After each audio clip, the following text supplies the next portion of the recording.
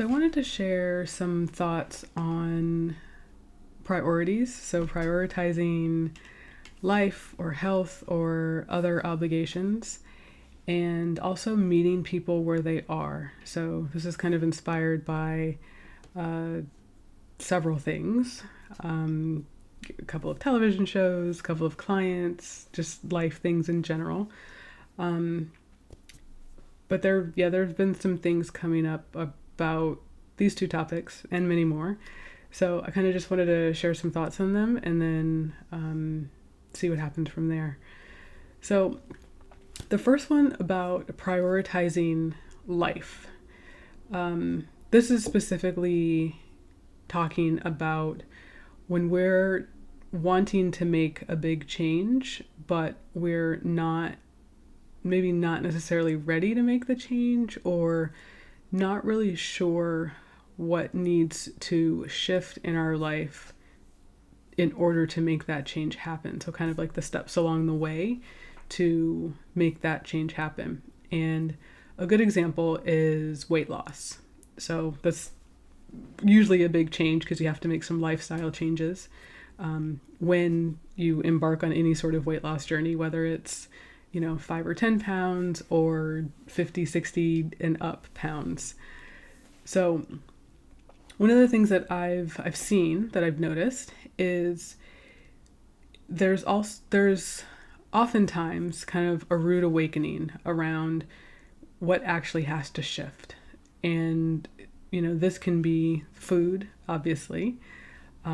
This can be familial responsibilities. So whether it's your husband, your wife, your kids, your in-laws, whoever lives with you or whoever is close and spends time with you,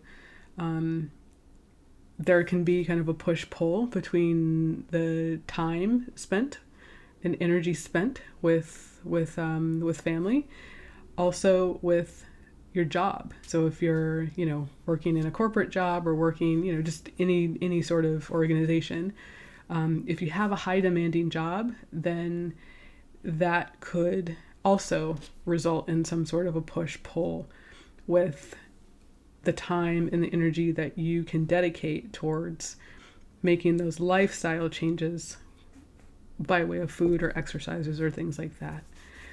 So I saw something where there was a person who was on a weight loss journey, and they would not budge on their job. So they knew that they wanted to lose the weight. They knew they had to lose the weight. They had sought medical, like blood tests, so, medical professional guidance and advice. And they were working with a trainer and a coach. And they knew the implication for what was going to happen to them if they didn't lose the weight. But they were unwilling to see how they could shift the way that they spend their time to maximize time and prioritize their health over other things. So they couldn't see any other way, because that was the way that they were used to operating. The job came first because you have to pay bills. Like, we all have bills that we need to pay. That's completely practical.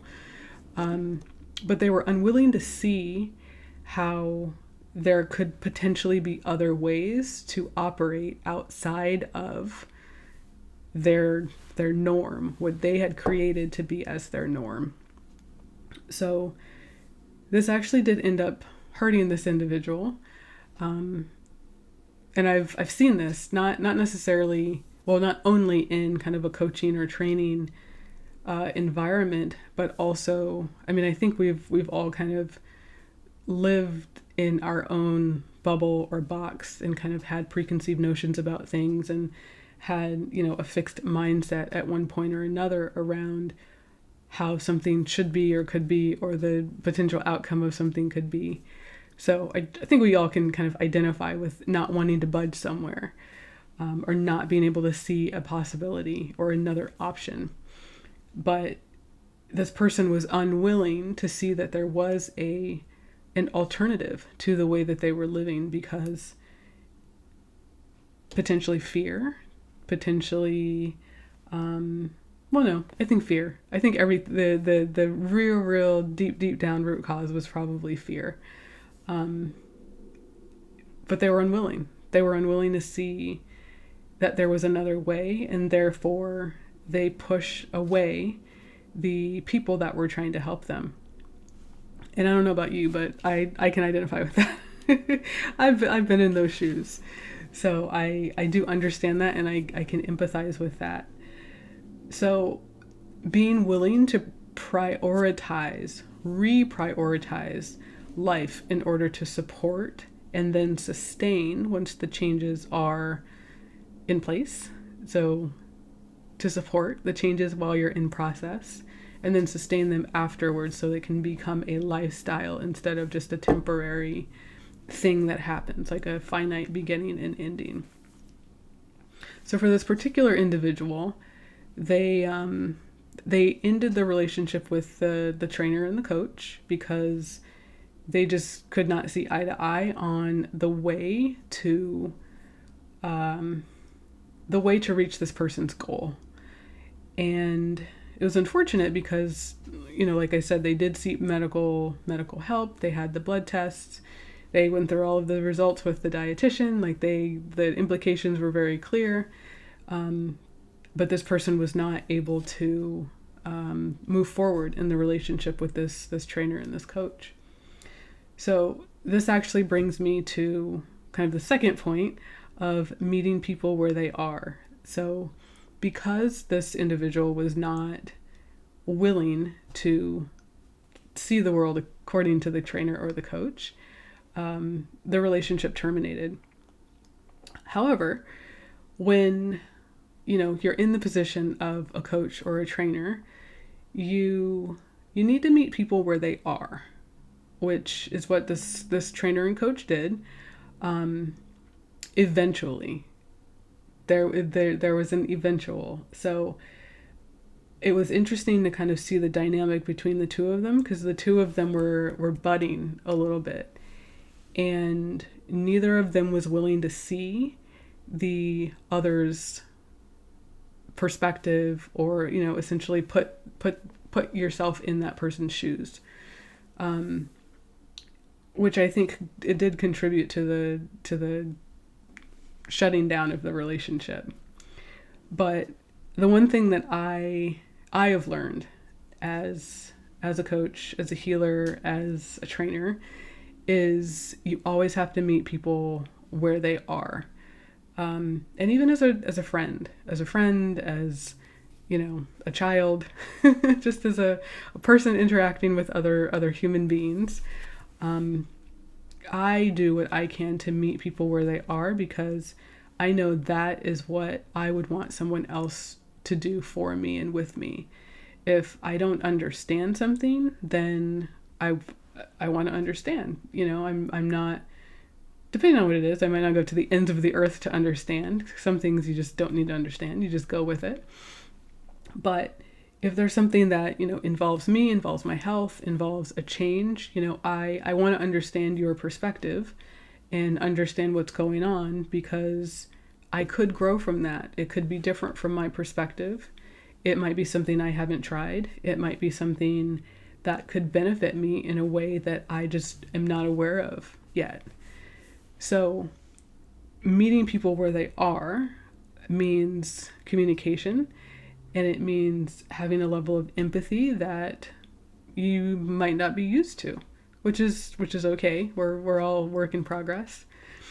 But it also means that you accept people, so you don't have the expectations. You accept people for where they are and what they're doing, without the judgment of wanting to force them to do certain things. So I would have liked to see more of that in this relationship between this coach and this client, because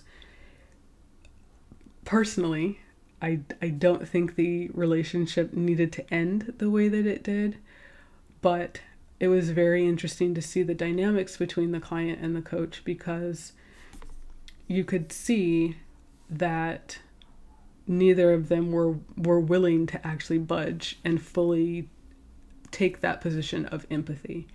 And I know that, like I said, when I work with my clients, I really try to listen and learn and understand so I can meet you where you are and not try and force some sort of change that you're not ready to make.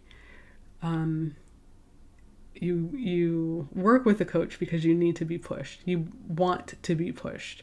There's something that you're trying to achieve that you do not feel you're able to do on your own, and you need the support of someone else who's going to tell you, some things that you might not want to hear. But when working with a coach, that means you're ready to be coachable and hear opinions other than your own and try things that you haven't tried before, because you need the change and you need to try something new to make the shift in your life that you want, that you desire, that you deserve. So those are two things that were really kind of interesting, watching this dynamic between these two people, because I saw it, but I didn't resonate with it. But I thought it was just really interesting. It was a good kind of learning lesson for me to check into, okay, well, how would I have done this differently? How do I interact with my clients? And is that different from this experience? Do I want my experience to be any different with my clients than what I'm witnessing here? And the answer is yes. My experience is different. And, we're growing, we're changing constantly. So always trying to take stock of what's working and what's not. But to recap, making sure that the priorities are where they need to be when you're embarking on a change, specifically dealing with health. If you're unwilling to prioritize your health and put that at the top of the list and everything else kind of second, third, fourth, etc., then that might be the point. If you realize that, then that might be the point where you say, maybe I'm not ready for this big health change. If it is, like I said, the weight loss example, really taking stock of where am I, what am I willing to do to make this change happen. And I know for me personally, I did have to make that choice. I chose health and everything shifted. So being willing to be honest with yourself about what that looks like for you and what you're willing to do and not do for whatever is the top two priorities in your life. So again, just some thoughts on kind of a coach-client relationship when you're embarking on change, making sure that you're able to prioritize the things that are important and then let your life kind of form around that. If you're willing to see that there are some changes that are needed in order to make the shift that you want, and then meeting a person where they are. So that's kind of more for the coach, but it can be for the client as well. So meeting your coach where they are to communicate and explain where you are so the two of you can meet in the middle and develop your plan and get the results that you're looking for. So I hope that's helpful, and I will see you again.